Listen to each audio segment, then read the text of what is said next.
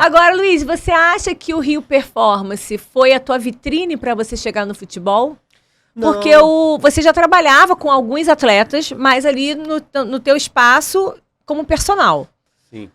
E aí, o que você acha que foi assim, o boom para o Luiz hoje, né? Você, na verdade, está desde o ano passado, mas agora sim assumindo a equipe profissional no futebol do Vasco. O que você acha que foi o boom? Assim, não, agora o Luiz vem para a vitrine, né? Porque o futebol é uma grande vitrine. É uma grande vitrine. Eu, na verdade, tem uma parte que eu acabei não falando da trajetória, que era o seguinte: eu comecei a estudar muito e eu não tinha lugar para aplicar. Não tinha. Eu ia para a academia, era cheio de máquina, eu não conseguia me movimentar, né? Eu ia para uma que tinha um pouquinho mais de espaço, mas não tinha os recursos que eu queria. Eu andava com uma bolsa desse tamanho. Aquela coisa desde a faculdade, a gente com esses bolsões, né? Com tudo que era material. O meu carro era uma academia ambulante, porque eu tinha que levar todos os recursos para a academia, que a academia era só máquina. Então, e você já estava já nessa pegada, né? Só para a gente poder orientar aqui as pessoas, sim, né? Dos equipamentos, vamos dizer assim, mais alternativos. Já eram os elásticos, sim, já eram as bandes, né? Já eram os que eram muito utilizados na fisioterapia, a que gerava ali propriocepção, que é o funcional, é isso aí, TRX, etc. Que por muito tempo eu não quis usar esse nome, porque esse nome foi muito banalizado, né? Mas é funcional, até porque todo treinamento, por essência, ele tem que ser funcional. Se você treina para alguma coisa. Tem que ter um propósito. Para te capacitar, né, para aquela determinada função, então, é verdade. Assim, tem que ser funcional, né? A questão é que a gente veio de uma cultura do bodybuilding, né? A gente foi inserido, a gente aprendeu a trabalhar e a treinar dentro de uma cultura do bodybuilding que era muito forte ali nos anos 80 por causa do Arnold Schwarzenegger.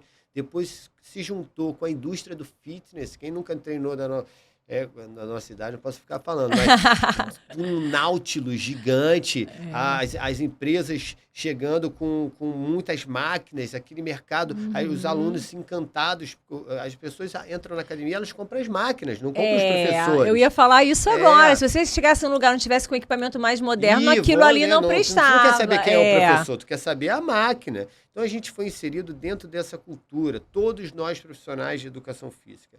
Quebrar uma cultura é muito difícil, né? Então, tu vê, eu estava pegando postagens minhas de 10 anos atrás, eu falo assim, um novo conceito de saúde e performance. Até hoje eu falo, há 10 anos atrás eu estava falando, um novo conceito. Por que isso? Porque é difícil quebrar esses paradigmas, é muito enraizado. E não adianta, a gente tem que quebrar isso através da formação dos professores. O professor é a autoridade, ele que vai ensinar isso para o aluno. E vai fazer o papel de educador físico, de educação, de educar. Olha, educar não é assim, o movimento, né? Educar é assim para o movimento. Mais. A gente treinava assim realmente, mas hoje a gente tem muito mais informação, muito mais conhecimento. Se treina hoje dessa forma. Então a gente tem que chegar aos professores. Então, eu não tinha lugar para treinar, fui para a praia. Abri um projeto que era o Lifestyle. Trabalhei 6 anos na areia, porque era o único lugar que eu tinha espaço para fazer o que eu queria fazer. Então, fiquei na praia muito tempo, né? E chegou um momento que a praia não estava sendo suficiente para mim, porque eu precisava de mais recursos, né? Fui aprendendo mais coisas, precisava de regularidade, chovia, não dava, não sei o quê. Então, daí eu tive a iniciativa de abrir a Arena Planet Health, né? Que é o meu centro de treinamento hoje, que fica aqui na Barra da Tijuca. A gente está indo para o 5º ano, né?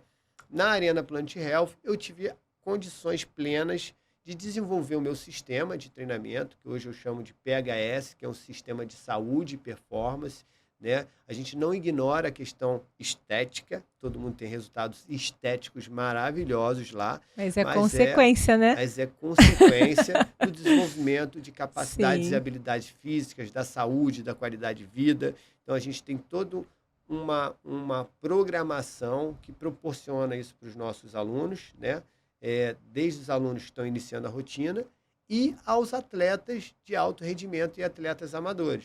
Então, esse trabalho que eu comecei a desenvolver na Arena, ele começou a chamar atenção, eu comecei a ter resultados, isso começou a circular, até que eu tive o convite do doutor o Gustavo Caldeira, que é o chefe do departamento do Vasco, né? E do coordenador de performance, que é o Daniel Félix, né? Para assumir a parte de força e condicionamento lá do Vasco, do futebol profissional. Estou indo para a minha 3ª temporada. Foi um grande desafio, porque no Vasco também a cultura era do bodybuilding. Então, eu cheguei lá, a primeira coisa que a gente fez foi vender todos os equipamentos. Imagina os atletas quando chegaram na academia. Nossa, Academia quem é esse louco que chegou aqui e mandou desmontar tudo? Não tem nada, né? Uhum. E a gente começou a implementar uma cultura de performance em alto rendimento, de treinamento baseado em movimento. Foi muito difícil no início, porque é uma cultura, existem as crenças, né, das pessoas, elas acreditam naquelas coisas e é difícil você quebrar. E até começar a ter uma relação de confiança com o Luiz, que estava entrando ali naquele meio. Que para eles, ninguém sabe a história de 20 anos de profissão do Luiz. E sem ter estado né? no futebol Porque antes. ainda tem isso, ainda tem um olhar. Pô, o cara nem é do futebol e chega aqui com um monte de teoria, fazendo né, um monte de coisa. Né? Tem esse olhar, com certeza. Total, total. Que é isso. Eu não tinha história no futebol. É muito difícil você ser convidado já para uma equipe profissional. Você começa lá na base, faz uma carreira no futebol. Então, eu tive muita sorte, né? Porque eu cheguei dentro de um contexto onde a equipe do Departamento de Saúde e Performance do Vasco, ela já tinha esse olhar. E eles me chamaram justamente porque já tinham esse olhar. Eu precisava de alguém que ali na ponta ali conseguisse ajudar a mudar essa cultura, né? Então, eu sempre fui apoiado, né? Eu conheço outros profissionais que em outros clubes às vezes tentam, mas às vezes o departamento não compra a ideia e as coisas começam a não funcionar. Os planetas alinharam ali, né? Exatamente. Eu tive muito grato à equipe lá pela recepção, pelo carinho que me inseriram nesse mercado que é muito competitivo, né?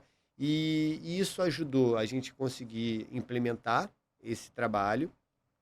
Logo no início, na época, minha equipe tinha o Germancano e o Castan, que eram os 2 líderes do grupo. Eles abraçaram a ideia. Isso foi muito bom, que fez com que o resto dos atletas tivesse adesão ao sistema. E é o que eu falo, difícil é formar o primeiro grupo. Depois que você forma, é muito difícil formar o primeiro grupo. Mas depois que você forma o primeiro grupo, a tendência é aquilo ficar orgânico. E quando entra um atleta de fora, ele vê tudo aquilo ali acontecendo, ele quer girando, né? Ele quer se adequar, ele quer estar ali dentro daquele contexto. Então ele já vai pegar o rolinho, já vai fazer a massagem, ele já vai fazer a mobilidade antes, ele já vai entender a dinâmica dos movimentos, ele vai ver os outros, ele vai tentar imitar o que o outro está fazendo, e isso é todo um facilitador. Hoje, na 3ª temporada, isso já funciona quase que organicamente. A gente recebe o atleta e ele já está inserido dentro daquele contexto. Então,